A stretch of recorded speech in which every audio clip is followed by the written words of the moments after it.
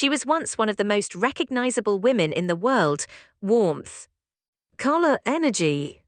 The woman who arrived in the royal family in 1986 and immediately broke every unwritten rule about how a royal was supposed to present herself to the world. She was loud where they were quiet, spontaneous where they were controlled, accessible where they were distant. The public loved her for it, the tabloids followed her everywhere because of it. And the palace, behind its carefully managed exterior, tolerated her because of who she had married. That was then. Today, Sarah Ferguson is reportedly without a permanent home, moving between friends, traveling from place to place, effectively homeless at 66 years old after nearly 3 decades of living rent-free in a 30-bedroom royal residence. Her charity has reportedly ceased operations, her children's book career is in ruins. Her romantic fiction career is similarly finished. No reputable charitable organization will associate with her name. The freedom of the city of York, an honor she received as a wedding gift in 1987, was stripped from her by unanimous vote in a council meeting that lasted approximately 10 minutes. And at the center of all of it, burning with an intensity that her closest associates describe as genuine fury, is a conviction that has been building for years and is now apparently reaching its breaking point. Andrew did this to her, she trusted him. She stood by him, she accepted his version of events. She protected him when she had every opportunity to walk away and save herself, and in return, she believes, he failed to protect her when it mattered. He let her fall, he allowed the situation to develop in ways that have now cost her everything, while he remains housed on a royal estate, funded by his brother, insulated by the bloodline that she no longer shares. She is incensed, she finds him repulsive. She holds him responsible for the ruin of her life, and she has information. Decades of it, a ringside seat, as one insider described it, at the biggest scandals in modern royal history. Information that, if she chose to release it, would make Prince Harry's memoir look, in the words of one royal analyst, like the teddy bear's picnic. Today we are going to go through all of it. The emails that changed everything, the $15,000 that came from Epstein. The honor that was stripped in 10 minutes, the book that publishers are circling, and the interview that networks would pay for. The mutual silence pact between two people who each hold damaging information about the other, and the central question that hangs over all of it. After years of protecting everyone but herself, is Sarah Ferguson finally about to stop, the woman who has vanished? Let us start with the most immediate and visible aspect of this story, the disappearance. Sarah Ferguson is not someone who has ever been easy to ignore. For decades, wherever she went, the cameras followed. Not always kindly, the tabloid relationship with Fergie has been one of the most sustained and often brutal in modern British press history. But brutal or not, it was consistent, she was always findable. Always photographable, always present in some form in the public eye. That has changed. There have been no confirmed public sightings of the former Duchess of York. No photographs, no airport images. No chance encounters, no social media appearances. Nothing. For a woman the press has followed for 30 years, the absence is so complete and so unusual that one journalist described her as the most famous missing person in the United Kingdom.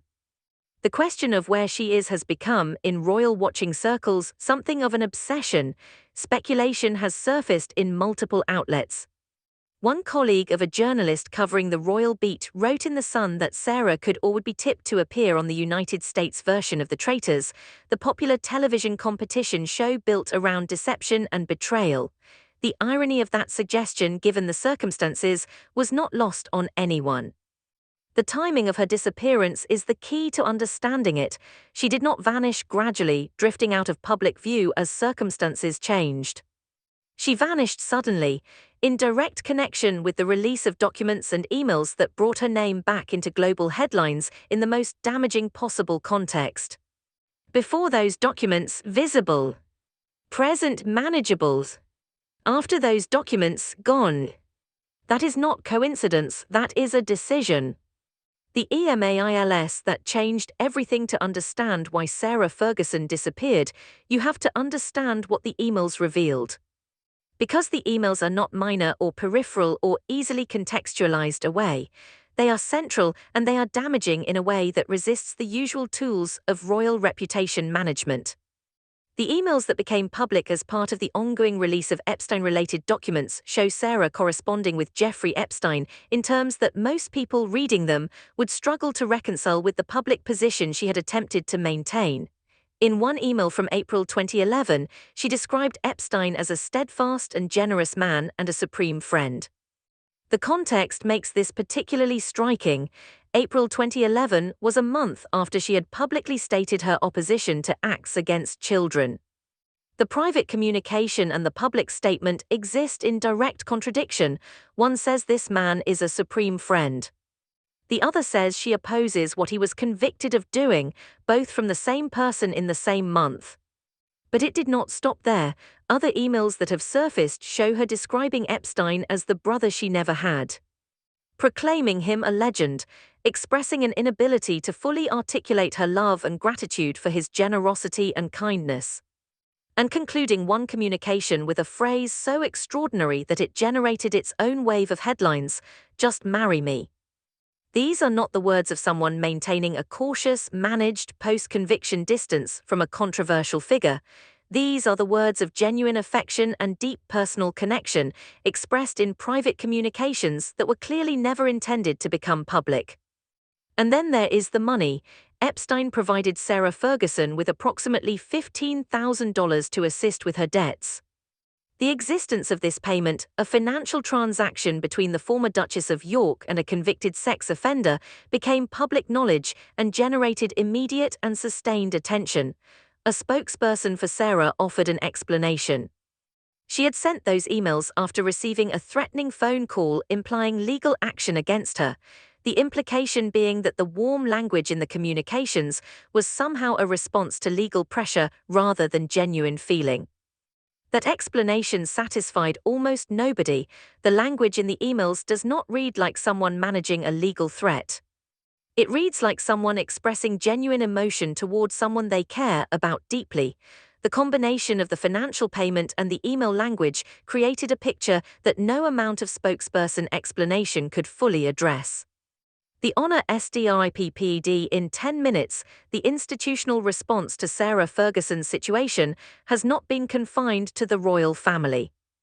It has played out in public bodies that had previously seen fit to honor her and are now reconsidering that decision with striking speed. The City of York Council voted to strip Sarah Ferguson of the freedom of the City of York. The vote was unanimous. The deliberation lasted approximately 10 minutes. For context, the Freedom of the City is an honorary title with a history stretching back centuries. Sarah received it in 1987 as a wedding gift, the year after her marriage to Andrew, who at the time held the title Duke of York. The connection between the honor and Andrew's York title was direct and personal. The council's discussion, as reported by the North England correspondent who covered the meeting, centered on 2 points: the recognition that society had moved on, and the desire to show solidarity with the victims of Jeffrey Epstein's crimes. 10 minutes unanimous. An honor given as a wedding gift, received at the height of public affection for a woman the world thought it was welcoming into royal life, removed in the time it takes to have a short meeting.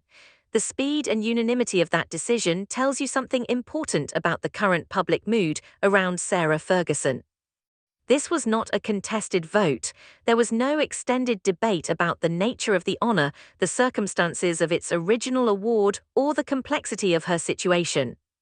The council looked at the evidence before them and reached a conclusion without extended disagreement.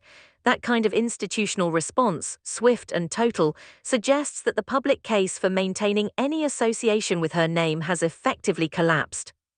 And if local councils are arriving at that conclusion in 10-minute unanimous votes, the calculation being made by every organization and institution that has ever been connected to her is the same one: homeless, financially strained, and effectively abandoned. The material reality of Sarah Ferguson's current situation is as stark as the reputational reality. She is reported to be without a permanent home. For close to 3 decades, she lived at Royal Lodge, the 30-bedroom Windsor residence she shared with Andrew following their separation and eventual divorce. They remained under the same roof in an arrangement that suited both of them in different ways. She had accommodation, he had the appearance of continued family stability. That arrangement ended when Andrew was finally pressured out of Royal Lodge and relocated to Sandringham, and when Andrew left, so did Sarah's address.